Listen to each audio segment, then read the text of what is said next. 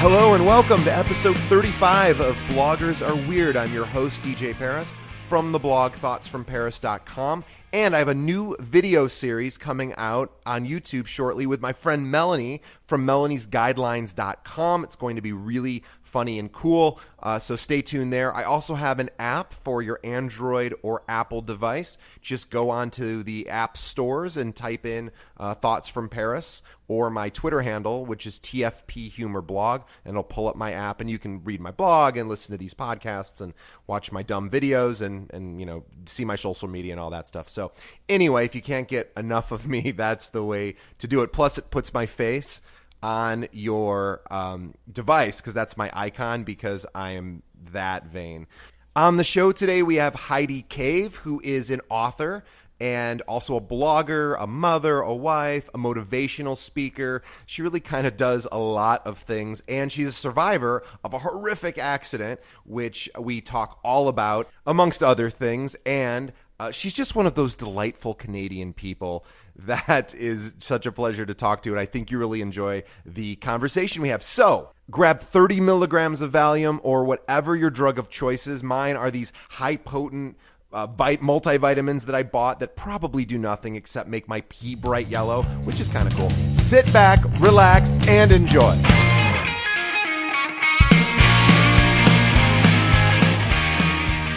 Today's podcast is sponsored by romance-text.com.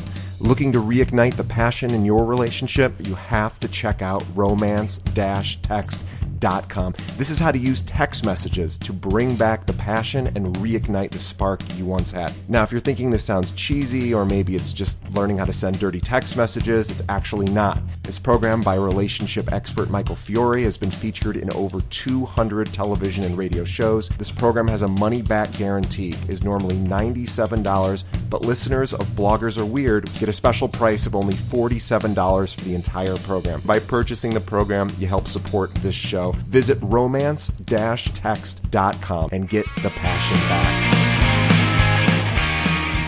I'm divorced, and it was and my ex-wife's a lovely person. I mean, she's really, we get along just fine, but she's really sweet. But she was kind of ultimately her decision. She left, and I was I was talking to some friends of mine not too long after it happened, and I said, I think I'm okay with it now. I got through the anger, and they go, well, we're still angry, you know, and they hardly knew her, so it's like, you know, I was thinking about that with you. It's like you've already processed all your anger, but I'm still angry at those, those two guys. That's how it goes. Even I still have friends. I still that went through it with me that still harbor this, you know, resentment. Sure. So yeah, which is kind of nice. They have your back, you know. So yeah.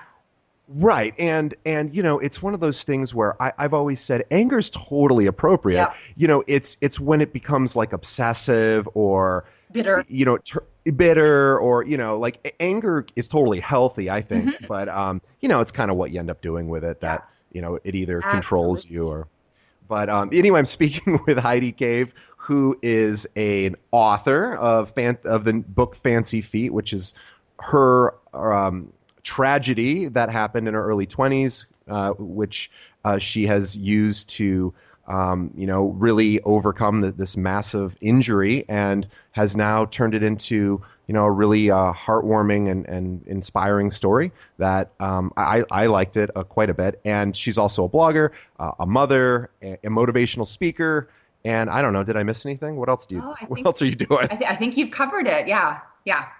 Well, thanks for being on the podcast. So tell me, so you were going to read something for us. Oh, okay. Am I starting off with that? Yeah, but before we do that, let's plug your stuff. So sure. You are, I'm not very professional. Oh, that's okay. We're good. We should tell people where they can find you first. Okay. If you want to, well, really for everything, Heidi, just go to Heidi Cave, CAVE, HeidiCave.com. Yeah.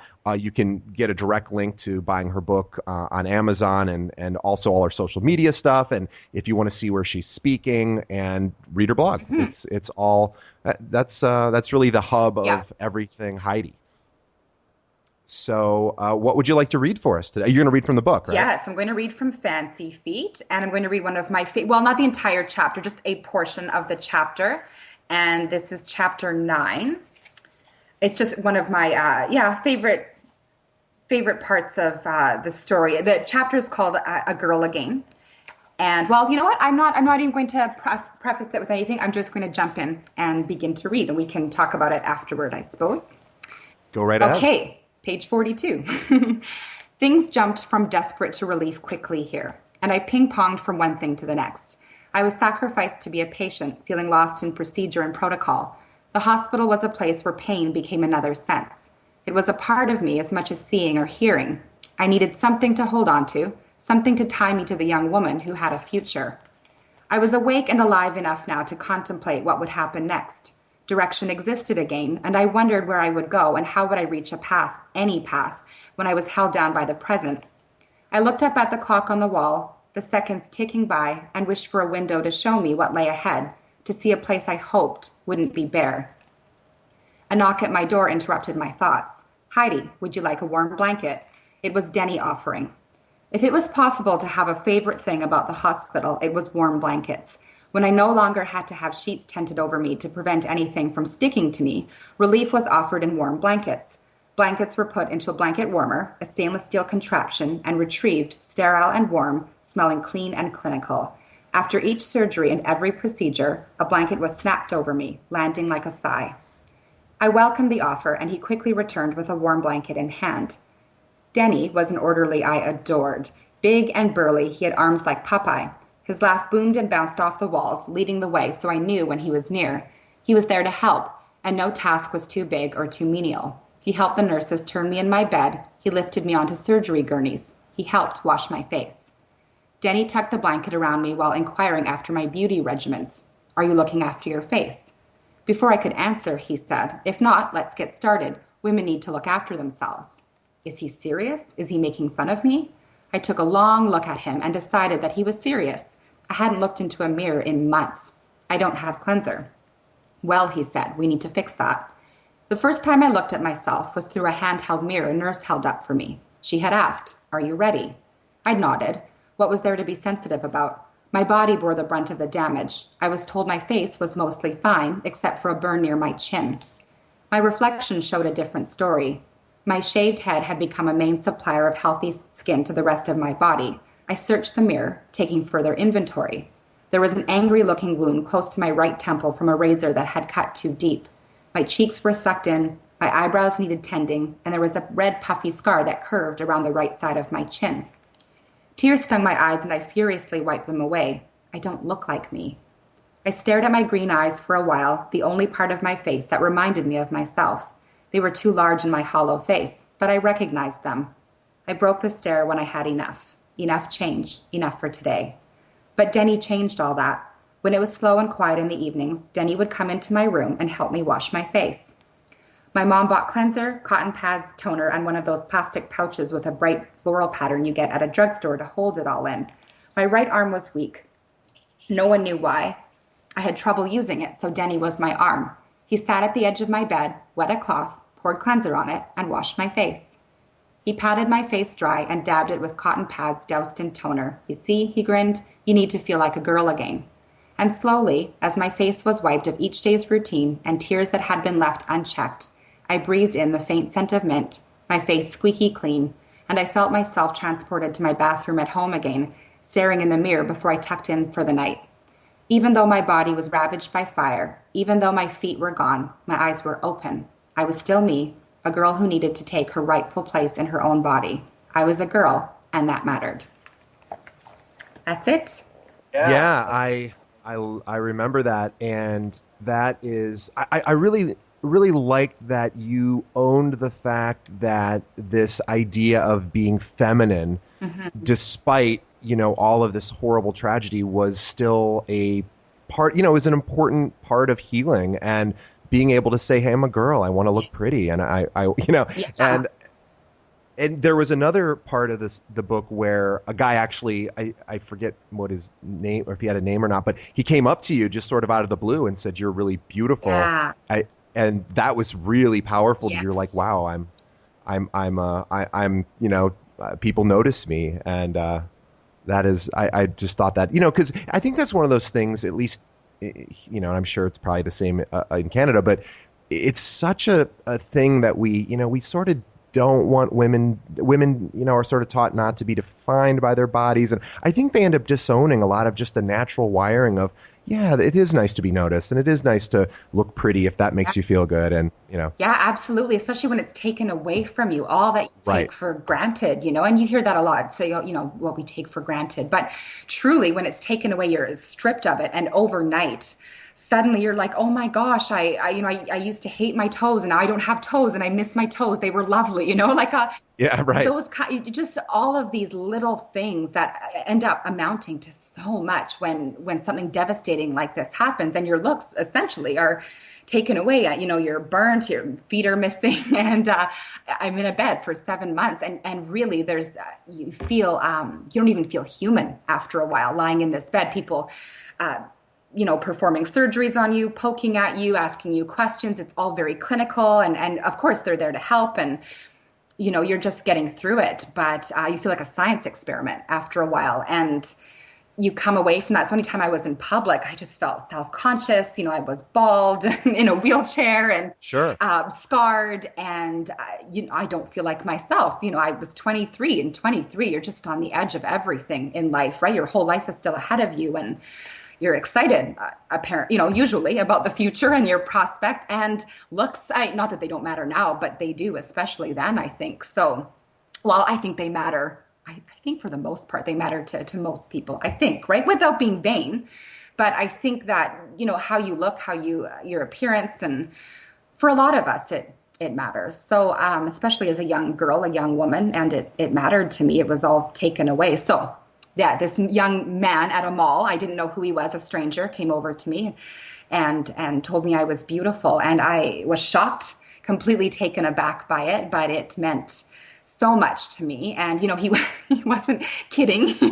It wasn't a mean, cruel joke. It was with a lot of sincerity, and I could see that, I could feel it. And it was very special, for lack of a better word. And, a little bit of grace in all of the horrible that was going on. There was this beautiful moment, and it was just quiet, not a big scene was made. He just came over like he had to tell me and then left. It was, it felt otherworldly.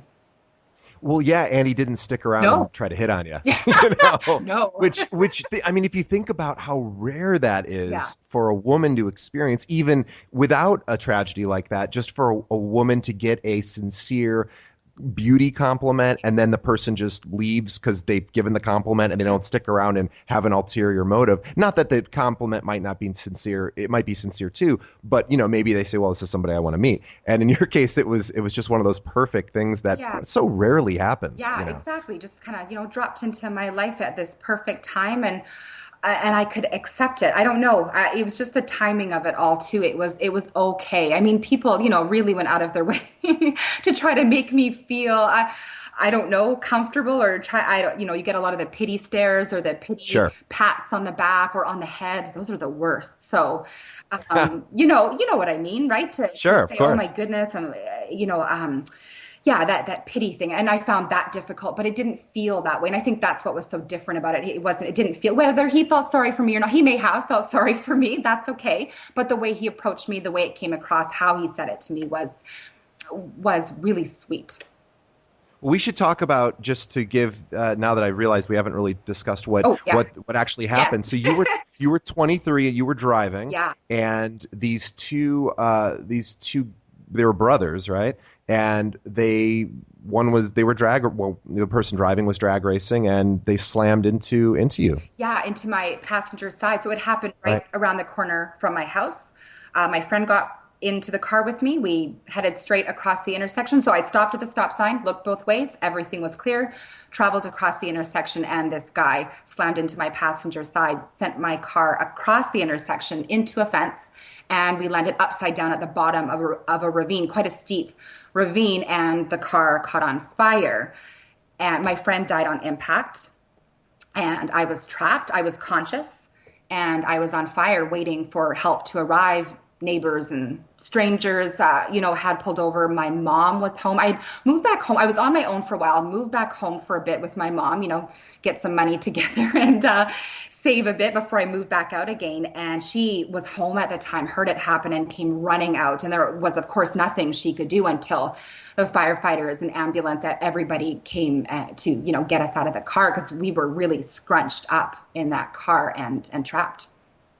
And you really, I don't know if it's changed now, but you at the time, or at least when I was reading the book, I don't think you have a recollection of that actual experience. Or has that changed? Are you able to recall what actually happened, or how, what you dealt with during that time? I don't remember it at all. So my memory has been filled in by everybody else. Everyone else has supplied, and filled in the details, that the story for me. But I still don't remember anything. I was conscious, though. I was very aware of what was going on. But afterward, I mean, they, pump you full of medicine. Afterward. Sure. And trauma, I think that plays a big part of it as well. They say that, right? Doctors say that it's a bit of mercy and medication. So there's this trauma and medication, and then the merciful part of it is you don't remember. I would never want to. Yeah, I was going to say, aren't you glad you can't remember? I am. And I did have a couple of people say to me that they had been through something traumatic and remembered it later. And I never, so they had warned me that it could come back. But sure. But the experts were pretty confident that it wasn't going to come back to me. And, it hasn't. I mean, once in a while I'll have a dream here and there where I feel, I'm trapped, or I'm in a car, something like that. But it's always nothing clear, nothing vivid at all. So it doesn't really impact me a whole lot that way. And really, and enough happened without me having to recall that particular day. Well, and one of the ways you were able to piece some of what happened is just sort of what the actual events were. The firefighters and the police and they really ended up telling the story. Yeah. In their own perspective, yeah. And kind of giving you, and I mean, you were talking to them. Yes. And it's that was what I thought really fascinating is, to not have a recollection of just conversation, yeah. Short conversation pieces. Yeah. But you ended up becoming, you were burned on 52% of your body. Yeah. You had, and these are what, like fourth degree burns? Yeah, is that third right? and fourth degree. So fourth degree being the worst. So yeah, third and fourth, and then mostly from my torso down. I was hanging upside down in the car. So my feet, they bore the brunt of the damage, which is why my feet ended up being amputated. So both of my legs were amputated below the knee as a result of the severe burns. And that's what I woke up to. I was in a drug-induced coma for 2 weeks. And then I woke up to the voice of my boyfriend, Scott, my husband now, but my boyfriend at the time, telling me I'd been in this car crash. It was devastating. My friend Betty had died, and was letting me know, this is what happened, this is what took place, and you're in a hospital and you have to make a choice, because I was near death, very close to dying, and I'd inhaled a lot of smoke. And the damage was massive. So he was asking me, you have to make a choice here. It became about will, do you want to live? So I remember saying, and I woke up sobbing. I still didn't know what happened. I was in this coma, woke up and crying uncontrollably. And he's talking to me. Well, my parents were in the room. Sorry to backtrack a little bit. My parents were in the room. I was hysterical and they couldn't calm me down. So then they asked Scott to come in. So he's telling me what's going on. And then I'm realizing how big this is and that I need to make a decision. So I remember saying yes. And then I slipped right back into unconsciousness. Yeah, but we shouldn't gloss over this point, because and you had at that point, one of your feet was still there, correct? Yeah. Although I still wasn't aware at that time. So when he was telling me what that I had this decision to make, to say yes to this, I still didn't know that my leg was nothing was registering. Nothing was. All I knew was I was close to death. I need to make a decision. So after I said yes, slipping back into unconsciousness, eventually, you emerge from this coma. They were slowly waking me up because it was drug induced, so to kind of get me out. And then I was given this list of injuries, and realized that I woke up to my right leg gone, and then my left leg was still there, still hanging on, but barely, functional. And I had been warned that amputation was a serious possibility. We would do everything, we could to save it. The doctors, mainly, there's not much I could do but kind of lie there and hope that it would get better. And it didn't. So about 2 months after my hospital stay, they decided my left foot was beyond repair, and then it needed to be amputated. Now, was that in a way, and I sort of a little hazy on that part of the book. I mean, I remember it happening. Like, how devastating was it to lose the other, like 2 months later? Was it just, hey, another thing on the list that's unfortunately I got to deal with, or was it more significant in a way than waking up with just one? Yeah, definitely more devastating. Yes, I think yeah, you said the word haze, and that's what I woke up to with my with the right leg. I was in a haze, everything was a blur, my right leg's gone, which was bad enough, and the scarring, the burns, Betty gone, everything was massive. So it just felt so big and overwhelming. You can barely process it all. I'm just trying to get through every day, and then I'm in and out of surgery. So when this happened, even though I had been warned, I wasn't surprised. I had been warned all along the way. And it didn't even look like my foot anymore. It was just this charred mess. I couldn't move my toe without without shooting pain going through my body. It was quite, it was bad. So I knew, but there's this shred of hope, right? This, maybe something miraculous will happen. Maybe they Sure. can, with whatever, you just have this hope. I think like anyone would, that maybe it will heal, maybe it will get better, maybe there's something someone can do. And of course that didn't happen. And yeah, it was losing both. There was something about that. I can handle Both. Yeah. one, okay, one, you see that a lot. All right, one leg gone. I can deal with that because you still have the other. So I could still feel my toes then on the one foot. I could still wear a cute shoe on the, whatever it is, all those Sure. things that run through your brain, or running. I mean, walking, everything would be a little easier with just one. But I knew that with both, it would be that much harder. So I was, even though I had been warned, even though I knew it was coming, I was devastated. Yeah. Well, how could you not be? And then the other thing was you were a runner. You like to Yeah. run, and Yeah, I was a pretty oh, active person. Yeah. here's I was thinking about this because you had only been dating Scott for what, like 6 weeks, was that right? Yeah, really short So time. so he obviously a trooper for hanging in there Yep. and doing the work. But oh, actually, I got a few things about that. But this is was that his first time meeting you said your parents, or had he met them before? He had met my dad briefly, and I mean really briefly. I think he was picking me up for something. And that all those the few weeks leading up to that crash are quite blurry for me as well. I mean, I have memories of Scott and I, but especially the week leading up to the crash is quite sketchy for me. So there are some things I don't remember Right. about some of our time together, most of it, but there are some gaps of time missing there. But he did meet my dad briefly. I don't remember that, but he did. Anyway, so here he is thrown into all of this and meeting my parents truly for the first time. And then, they're there at the hospital. So he's sharing a room with my dad, like in Right. the hospital, my dad snoring next to him and him, trying to get to sleep. And everyone's kind of thrown into this chaos, all together meeting. And I've got a big family on, not my immediate family, but my mom, she's got, bunch of sisters, and I have lots of cousins, and everybody came out in droves and full force to be there. So it was interesting for him. Well, yeah, and one of the things you bring up in the book is at some point you were like, all right, enough of the hero worship of Yeah. Scott, everyone. What about me? You, Yeah. yeah, you were like, I did a lot of work Yeah. too, and yeah, he's a good guy Yeah. and all, but let's because you brought up a few things that I thought were really helpful because when people go through these any sort of health scare or accidents, you never, as somebody on the other side, I just would never know what to say. And you sort of, there were a few times people said things and you're like, all right, you don't like this. What was that common thing they say, that bullshit thing about God only gives you as much Yeah. as you can handle. Yeah. It's like, come Yeah. on, Yeah. no, sometimes it's a little more than you can handle, and Yeah. you get through it or you don't, but Yeah. it's tough, and this, it's going to be okay, I think really bothered you as well.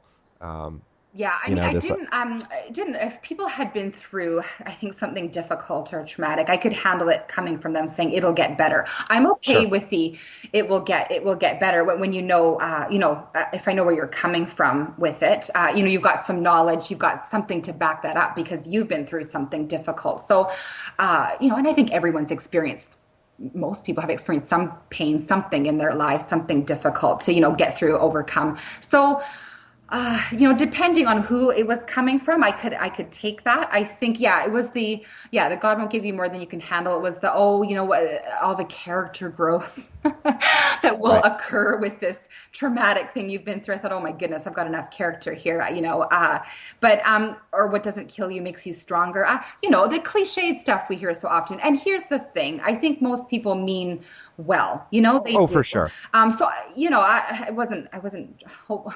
I wasn't too rude to people saying these things to me, but there were times where it was, you know, I didn't need, I guess, all the cliched advice. And I'm sure I've done it to people too, where you just say the Sure. wrong thing at the It's wrong natural. time. And we've all been there. But yeah, it got, it can get a bit old having people say the sort of same thing to you over and over again. Sometimes it was, for someone to say, I'm so sorry was enough. Just being there, being my friend, was enough for me. I didn't need, it was okay if you didn't have the words to say, I really don't know what to say, but this is horrible, was good Right. enough. And like, I would assume, whenever I've been through things, I know things are going to be, it's ultimately all going to be fine. And that's just, life has, ups and downs. And at the end of, this is an experience and whatever. But it's like, I just want somebody to be like, wow, that really sucks. Yes. Like that would have been, because I already know intellectually that Yeah, eventually it'll be fine. Like, I get absolutely. it. Intellectually, I'm on board. It's, when I was going through my divorce, people said, you're going to be fine. I said, I know I'm going to be, ultimately Yeah. it's going to be fine, but it sucks right Yeah. now. Yeah. And I don't need to be snapped out of that, Yeah. because that's what the reality is. And I'm not wallowing in it. I'm not obsessing about it's just what is. What is this sucks. And so, be there with me for that. Yeah. And then, I'm, you were resilient enough, even just, as an individual, to know that down the road things would probably turn out fine. Yeah. But Yeah, um, you hope so. Yeah, it was it could be worse. And I thought, no, this is pretty bad. So I hate when people say that. because It's the I'm sure you understand that it doesn't actually help in the moment to say no. that it could be worse. You're like, well, it's pretty bad right now. So I just need to get through it. And I'm sure you understand that you just need to go through what you need to go through in order to get to the other side of it, right? But you can't just jump through that. There's a process to it, right? Well, it's when people and I complain, I don't put in a negative context, but actually, talk about whatever's not going well in their life, and then somebody goes, well, a lot of people have it much worse. I'm like, well, yeah, that's true, but to Absolutely. that person, that's still pretty bad Yeah. to them. Yeah. And there's all sorts of horrible injustices of the world, but that's not my experience right now. And yes, if I end up getting stuck in this thing, maybe it's good to change my perspective. But Yeah. if you're a mentally sound person, it's probably more like you don't really need that. Then you just need somebody to kind of be there with you. For sure. And Yeah, for sure. Give me some time. I'll get there. But yeah, it's like you said, you can't be snapped out of it. And I think that's a good way of putting it. It's not like, oh yes, you're right. I'm over it. It's fine. right. I think that's a great way to put it, that it takes a bit of time, right? To get to that point where you're okay, so yeah. Well, and there's so much of this we're not supposed to think negative, and thinking negative is different from feeling fear Mhm. or anger or sadness. Those are all perfectly fine. Yeah. And it's negative would be where, maybe you're making now decisions based on some unresolved whatevers and all that. But just to feel down and depressed, when I was going through my divorce, I had a friend from high school that she's a therapist, interesting enough, and we were buddies and whatever. And I was talking to her, and I said, and I was a little scared because I said, I kind of feel hopeless. Now, I knew that intellectually, everything's going to be fine. But I said, I feel hopeless Yeah. right now. Yeah. And she said the smartest thing I've ever heard anyone say about this, about sort of those kind of states that you're in. She goes, well, what's wrong with hopeless? Mm. And I was like, that's brilliant. Yeah. And it I like totally, that. Yeah. because for me, I was feeling shame about me feeling hopeless. And Right. I was like, oh, come on, DJ, and she was like, what's wrong with that? You can feel hopeless. That's fine. Yeah. Like Oh, okay. she wasn't worried. She wasn't worried about me at all. Yeah. She just said, I like hopeless that. is fine. Well, And it gives you a bit of freedom then to go, oh, okay, I'm feeling this yes, way. So this is how, yeah. And my sort of hopeless feeling would be empty. I felt empty a lot. So that sure. same thing though.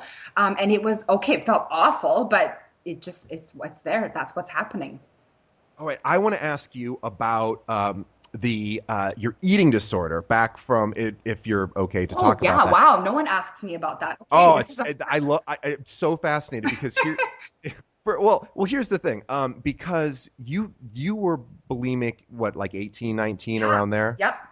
And how did I don't think you go into as I much detail with don't. this, No. but how did you sort of you just eventually kind of did you do that all on your own when you kind of worked through your self-image issues and Oh, well, I had some good friends. I had some really yeah, good friends around me. I think that's a part. I think actually you can't go through anything sort of difficult without having a good support system. And I was right. fortunate enough with the car crash and back when, I had this eating disorder to have good support around me. And same friends that were with me through the car crash were there with me then too. So, yeah, it's, oh boy, so long ago now. Yes, I had this eating disorder. I'm sure it was all about, or sort of feeling of powerlessness. And it was a way to have some sort of power and control in my life when I felt at that time a little bit out of control in my life. And I was a very, um, yeah, a good sort of girl, very made the right decisions. And if I did, I was a perfectionist. So I think, Right. I think I was just this perfect sort of little environment to have it with me to have an eating disorder at, at some point, whatever it was, it was going to come out somewhere. And I think that's how it manifested itself was in my issues was in this eating disorder. So, yeah, after 5 years of battling with it, I did go to counseling. I did group counseling. I went to one-on-one counseling. I tried very hard to get through it, deal with it, and I wanted to get over it. So I did all of the right things, and nothing was really working because it wasn't going away. No matter what I did, I couldn't escape it. And yeah, one day I talk about it in the book. I just had this moment, this powerful sort of, it's sort of like Scott asking me, do you want to live? In that moment in the hospital, it was like that moment there, this sort of, I don't know if you want to, a God thing or a me thing or whatever, but just something, I've got to make a decision. If you're not killing your body, you're killing your spirit, by doing what I was doing. So I needed to do something about it. I need to make a decision. And I had this moment in the kitchen. I was living with my roommate at the time in this basement suite. And I knew it was bad. And I had to get through it. I had to get out of it. So I well, did. well, Well, yeah, and it's I think it's so much tied to perfectionism because it's nobody can be perfect, but that's the mentality is if I just try a little harder, I could fix this part of my life and I could do a little better here and a better there. And obviously that is a losing mentality because you'll never be Yeah. happy with wherever you are. And so as a result, but you can control your calories and Yep. you can control what goes in and what comes out, and Yep. you can that gives you this sense of certainty that this like okay, well at least I'm doing this Yeah. because every other parts of my life aren't perfect, so I'm going to make this perfect. And so what I was thinking about it was I thought I wonder if any of that came like screaming back when all of a sudden physically you lost your legs and you weren't your body was completely different. So did any of those old feelings of like, oh, now I'm not perfect anymore, did any of that trigger that, or were you kind of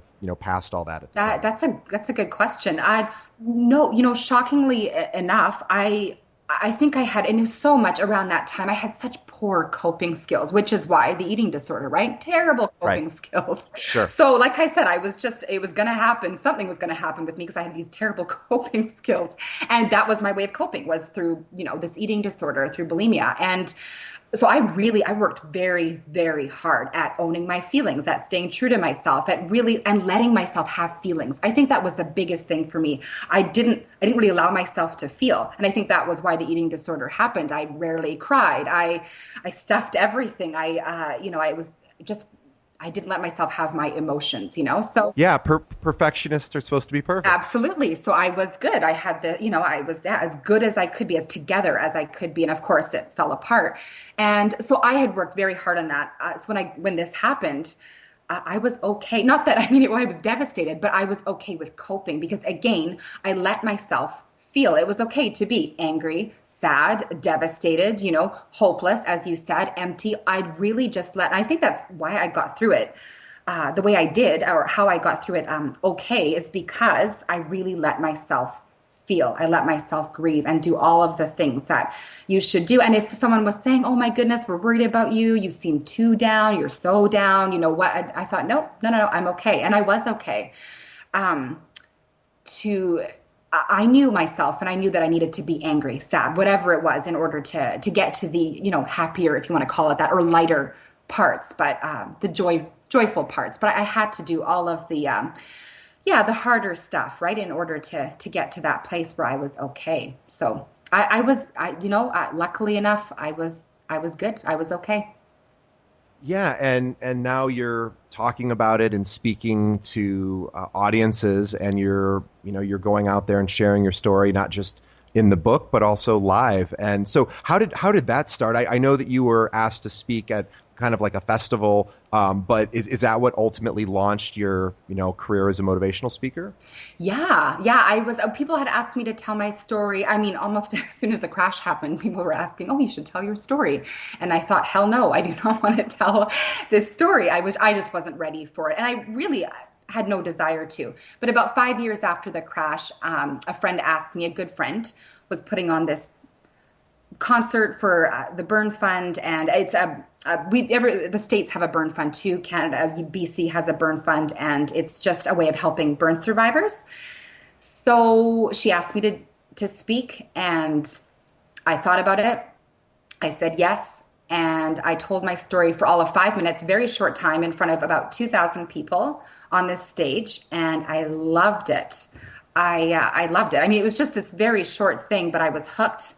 And I knew then that I could help others in the telling of this story, that there was a message here. And I really enjoyed it, being in front of people like that, talking. So I knew that there was something here, that I could do. And I'm not, even with writing this book, we read about, there's a lot of, there's an Olympian or a celebrity, someone famous who's gone through something difficult, and you read these, their memoirs, and I wasn't that person. I'm not someone famous. I'm just your next door neighbor. I'm an ordinary person, and something extraordinary happened to me, and I think that's pretty relatable for I think to most people, because I'm like everyone, right? So there was something in that, I think, for me, that there was, everyone has a story, and this was my story.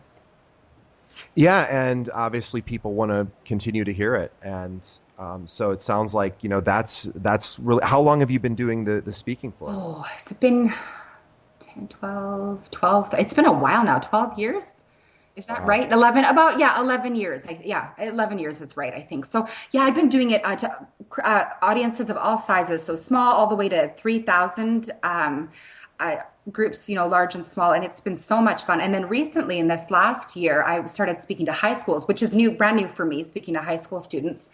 I talked to about 20 different high schools between March and June, and it was great. Much better than I thought it would be. I wasn't sure. I knew it would be fine. I just wasn't sure what to expect, and I worried about doing it back to back like that and rehashing the past repeatedly like that. Even though I'd written the book, maybe that doesn't make sense, but I was concerned about being on like that over and over, sure, talking to audiences out loud. There's just something different about that for me. And it does take a bit, it does take me a bit to refuel again and get going. So I absolutely loved it. They were so good. The high schools, the kids and staff, everybody was so great and so receptive.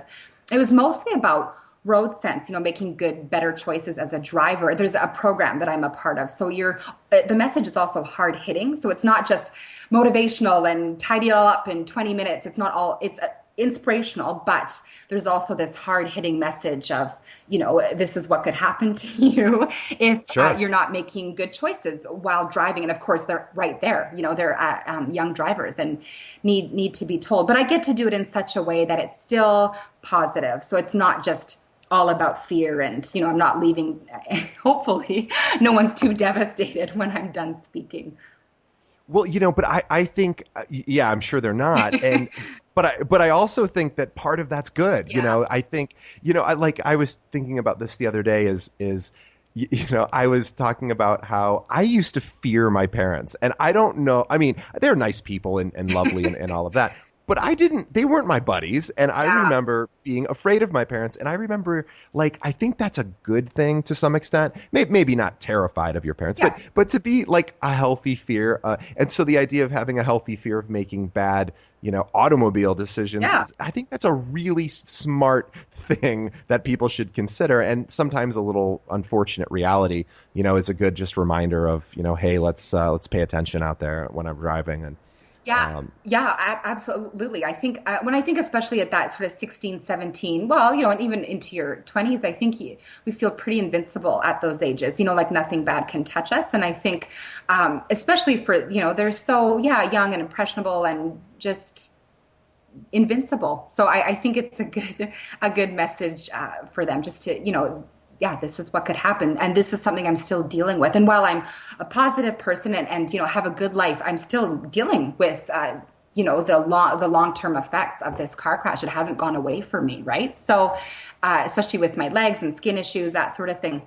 So I think it's good for them. And I was worried about how that would go. Would that be too much? But it was actually a very good experience for me.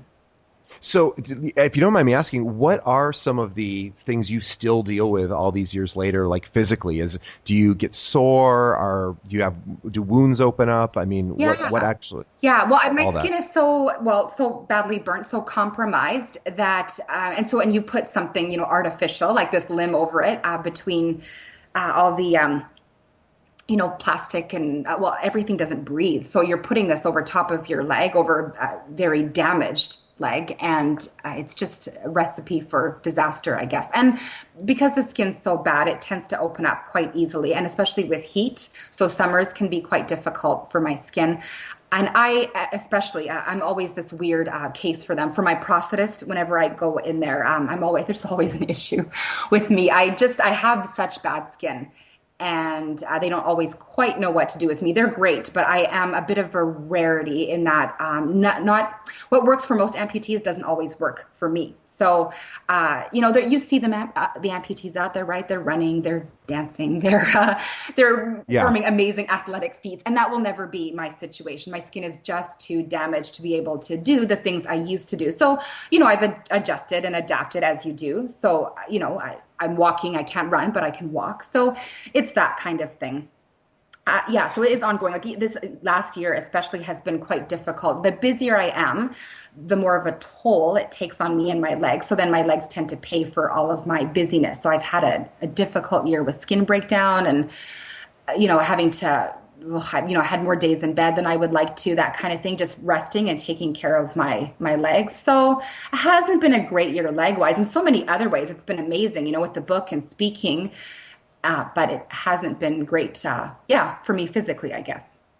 Now, when you were still in the hospital recovering, I know that you talked about having phantom limb pain, Mhm. which does that still come up, or is that totally done? No, that still comes up. It's not regular, and I feel pretty fortunate. I think there are amputees out there that deal with it, and spinal cord injuries as well. That it's severe for them, and it has been here and there. When I get it, it can be pretty bad, but it's not a regular common thing for me, and I feel very fortunate because it is for many. So usually I notice when I'm more, if I'm tired, if I'm particularly stressed out, then the phantom pain is there. So yeah, but I don't have to take medication for it. I've been really fortunate. It comes and goes.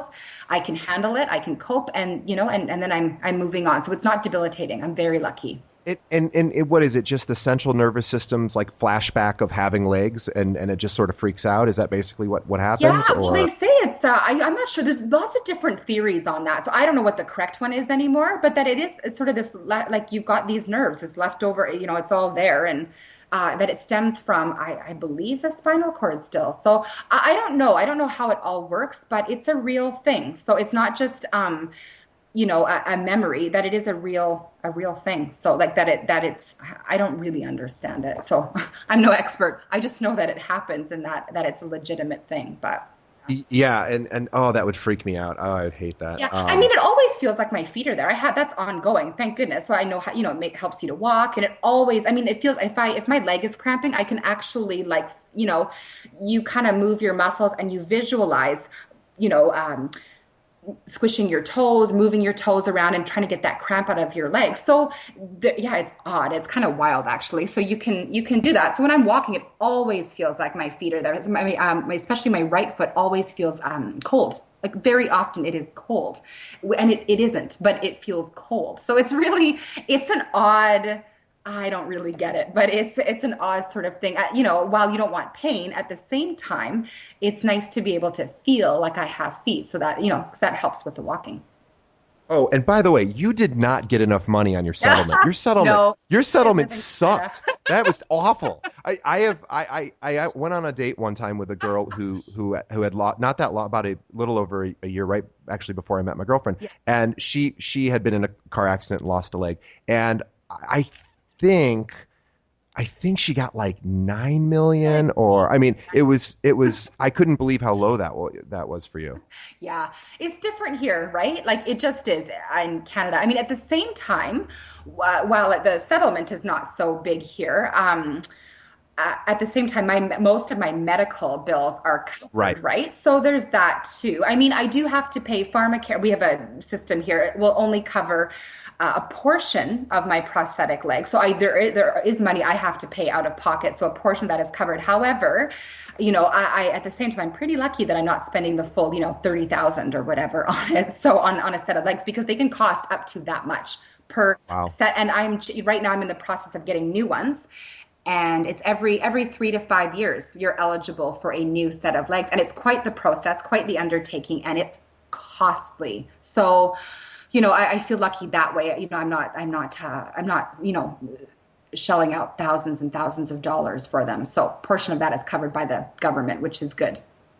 And then, has technology continued to evolve since your accident, where every time you get, new legs, are they significantly better, or is it really just more of the same? Well, yeah, your leg. I mean, my legs change shape, so they just do. You grow and things change, and well, grow. I should say, get older, not really grow. But I got older, and so then the legs change shape a little bit. So that's what happens. So the legs, your prosthetic legs, don't fit quite as well anymore. So then I have to get new ones in order for them to fit better, in order for me to walk better. So I'm in the process of that. But yeah, I have some, interesting new feet. They feel a little bouncier. There's a little more movement in them, but it's not, there's small, subtle things. I'm not bionic or anything, and there's Right. nothing electronic going on. It's all fueled by me and my walking. So, but this foot has been interesting to get used to, these two new feet. So yeah, it's pretty much the same. We tried a new system, but it didn't work for me because of my skin. So we had to go back to, what works for me, which is, yeah. So anyway, it's been quite quite the undertaking in the last couple of months. I've been pretty cranky about my legs actually. So it's getting a bit better though now. I feel like I'm seeing the light at the end of the tunnel. Well, I don't want to give away too much of the book, because we've talked about a lot of it, but it's well, here's the not even my subjective review. Got a perfect 5 stars on Amazon, which is almost impossible. I know. You know what? Okay, here's the thing. Can I just say that I am oddly, and maybe other authors will get this, but whatever, if you're a writer, whether you're an author or not, a writer is going to get this. I think, at least for me, I don't obsess about stats or Sure. ratings. I can't do it. I will, it's just not good for me. The perfectionist in me can't take it. So I've known Right. about myself I don't look. So I don't look at reviews. I don't look. I just don't look, because I think it's unhealthy for me. So, and it really just freaks me out. And I don't want to be obsessive, because I can get obsessive. I don't want to do that. So I have avoided it completely. However, because I hadn't been at my blog in a while, I'd been neglecting it. I needed to write. I was going through it and I thought, oh my gosh, there's so many things I need to update that I hadn't done in a while. So I'm going through, I'm updating, and then I'm looking at my book page, and then I had to click on Amazon to make sure the links were working, right? Because sometimes Right. anyway. So I click, I'm just with this, I'm holding my breath. I'm through squinted eyes.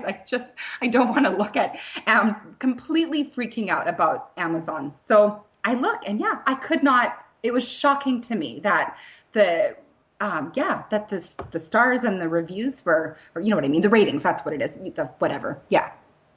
Yeah, I mean, I was and shocked. it's something 100% beyond your control, but Yeah. it's just people like or they don't. But it's a little reaffirming and cool just to go, oh, look at Yeah. that. Because, like there's always going to be some asshole at some point Of who just course. goes, didn't like it, 1 star. Yeah. It's going to happen, but it hasn't happened yet, and that's the cool part. Yeah, so I mean, I feel, yeah, really, I mean, really lucky. And of course, it's going to happen. Someone's going to hate it, and that's okay. That's par for the course. It's okay. But yeah, I was just shocked. Oh, here's a question. So, Yeah. I just thought of this. So, and then I'll let you go, I promise. No, But no, it's this okay. is I'm having fun. Yeah. okay. So, because they do this with people, I know there's like those the hearing implants, the collicular. I'm saying that all wrong, but the for people that are deaf that now can potentially start to hear Yeah. if they qualify based on their physiology, whatever.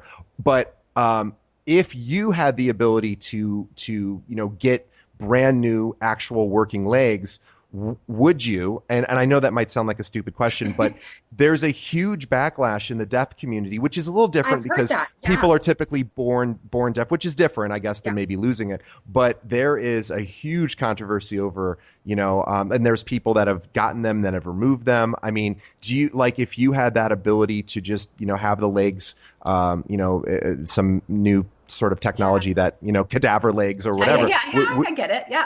Yeah, what would you do that, or what's your thoughts on that? Oh, I think, you know what? I think without thinking, without putting too much thought, I would say yes. Right off the bat, I would say yes, because oh my gosh, I know what it is to walk and to have working legs. And especially lately with all of the skin issues I've been having Sure. laid up in bed. And you know what it is? It's the mom thing for me, my kid. Right. Yeah. Like I hate that I'm in bed all day. I hate it. I'm, sorry guys, can't do this with you. And, and they understand, they get it. They're great about it.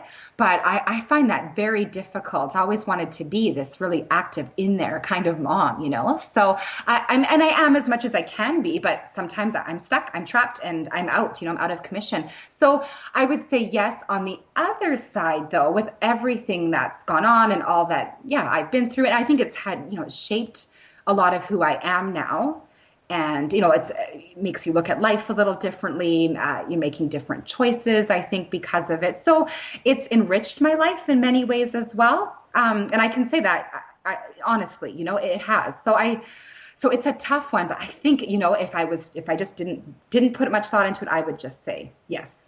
So, yeah. Yeah, well, and I was also thinking that back when you were just dating your now husband. Mm-hmm. I mean, the fact that even worked out.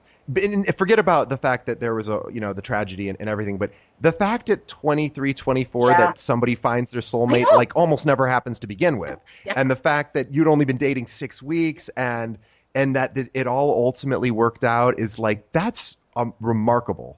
And obviously, I'm sure that the tragedy brought you guys closer and all of that. But just the sheer odds of that happening are pretty small. Yeah. Yes. That you guys stayed together. Yeah, I think you're right. And we were actually joking around about that today, saying, after all that we've been through, we really can't split up, So Well, he's in the book. You'd have to write an epilogue and be like, it'd have to be, I don't know what. yeah, you'd have to be like, oh, by the way, he cheated on me with a cocktail waitress, and I'm taking him for half of his money. Yeah, I was in a high school where there's a question and answer portion, a part of at the very end of the presentation, and somebody asked me, "Oh, are you and Scott still together?" I just laughed because I thought, "Oh, wouldn't that be a weird twist to the story?" And by the way, we are. It's bad and it's over. So no. Yeah. Actually, we're going through a very messy divorce right now. But I just no one had ever asked me that, So it just kind of threw me a little bit. It was funny, and I said yes, we are together, but thank goodness, because that would be a hard thing to explain in that story to these kids, Like, Although it'd be a great sequel. So I know. Just think about it. Yeah. That's all I'm saying. Yeah, for sure. Just through this rough patch in our marriage, and not that we haven't had that either. I don't think you go through any kind of marriage without something besides this. But I think it's a choice we made, right? It was either, and I think something like this either brings you together or it tears you apart. And Right. Even with that short time, and so we made this decision that all right, let's see where this goes, and so here we are. Yeah, and it all is working out at least to some extent, Yeah. and obviously there's still a lot of physical challenges, but you found love and you have children and this career, and so and a book that's inspiring people. So that's a pretty cool thing to put down on your what I accomplished Yeah. Yeah. list And in life. yeah, and that, goes back, I guess, to that leg question. I don't know. Don't know if I'd have a book, I guess. I mean, I like writing, but I don't know that I'd have a book if it wasn't for, everything that happened. So yeah, anyway, back to that. Oh, my phone's ringing. Sorry. That's okay. I'm sure you can hear that in here, the phone ringing. Anyway, yeah, so it's tough to, yeah, I think to fully answer that question. Sorry about Yeah. the phone. Can you hear that? No, Sorry. it's fine. Okay. That's fine. I should have. Sorry about that. No, it's fine. And what do you have a total number of surgeries at this point? Are you still undergoing surgery at all, or? No, thank goodness. I'm over 20. I think it came to 20, I don't know, 23, 24. High though. Yeah. So, and most of Wow. them took place in those first few months with those surgeries. So, and then they, there'd be a surgery here and there. But I think about 24. It was nuts. They would have this stack because, everything's documented. And so when they would wheel me into surgery, underneath the gurney, there'd be this spot where you would put someone's files. They were books and books of documents that they would stack underneath this gurney. It was hilarious as they'd wheel me in. It was, yeah, quite something. Well, anyway, I will. You go get the book. It's on Amazon. It's Fancy Feet's the name, Heidi Cave, the author, and go to her website, HeidiCave.com. It's got links to Twitter. You're pretty active on Twitter. Yeah, here and there. Yeah. Yeah. I should be more, but yes, I try to be. Yeah. and also Facebook and really everything. You can book her for speaking gigs and also just read her mom blog about, or well, it's not necessarily a mom blog, but about being a wife and a mother. Sure. and just all the other things that are Yeah. going on in your life. And that is it's a great place just to learn more about you. But get the book; it's really good, and obviously the people on Amazon, the reviewers so far. Maybe I'll write the first bad review. Hey, Wouldn't that be great? I'll get you. I'll just write hated it. Just I interviewed her, but I was a lie. Yeah, whatever. You're all the way up in Canada. You can't get down here to beat me up too easily. That's terrible. So I don't know. That's a challenge, actually. you're too far. But no, I probably will write a review. But anyway, you'll just have to check back to see how I did. I don't know. I told you though, I can't do it. Oh, isn't being a perfectionist the worst? I have the same thing, and it's the worst. I hate it. It's not good when it passes on to your kids. It's awful. You see them doing the same things, that. Oh, I know. Yeah, it's just one of those things. It's like this constant struggle for me to go, just relax. Like, why can't I just be one of those guys that relaxes? And like I'm just not a relaxed person. I wish I was. Yeah, I totally understand that. My husband always says to me, Scott always says that rest is a discipline too, right? And I think that's so true because he can rest. He knows how to relax, but that is totally. So I get that. That is completely my struggle, is just to relax, right? So yeah, I hear you. Yeah. Well. Anyway, go get the book, and it's Fancy Feet again on Amazon, it's in bookstores. Yeah. It's everywhere. So, and then go read her blog, and I really appreciate you spending some time with me. And you were one of the most excited, or at least it came off this way. You were seemingly so excited, and usually I have to beg people. So I was thrilled. And it's just this perfect time. I had been so busy, so the timing. You asked me at a perfect time where everything has just stopped for a while with the kids and school, everything. So it was just. Anyway, you timed it very well. So thank you. Had you asked me a month ago, I would have been, I don't know, I don't have time. But now I've got time. So, and you're a great interviewer. Thank you. Oh, I'm a horrible. I have no it's fun, like a conversation, which is it's very nice. Yeah, well, I mean, I'm more interested in just basically somebody's actual, I mean, the events of your tragedy are obviously horrific and all of that, but I was, I just have general curiosity about things. So it was good. being that out the bad part. So yeah. No, I won't be. That's the other thing. I'm too lazy to edit it. Oh no, but, I'm sure there were things I said, or you got to edit it out. So. I will. Well, I look more for the stuff that I say that's stupid, and then I go. I really because I'm way too self obsessed. I like don't even pay attention to what you when I no really when I go back, this is so embarrassing. It's like staring at yourself in the mirror looking for imperfections. That's what I do. I go through all the discussion, and I can't listen to all of it because it's just too much time. But Yeah. I kind of go like, well, I remember around there I kind of said something dumb, and so so sometimes I edit out, and then now I'm just to the point where it's like I'm just going to leave it in. I Yeah, don't care. yeah. Well, and that's how I feel as answering the questions. I feel like, oh, I should have said this. Oh, I, took too long with that part. So yeah, we're just just We're whatever. two perfectionists that are never happy. We're never happy. But anyway, thanks again, and I appreciate you being on the show. And say goodbye. Okay, bye-bye. Thanks so much.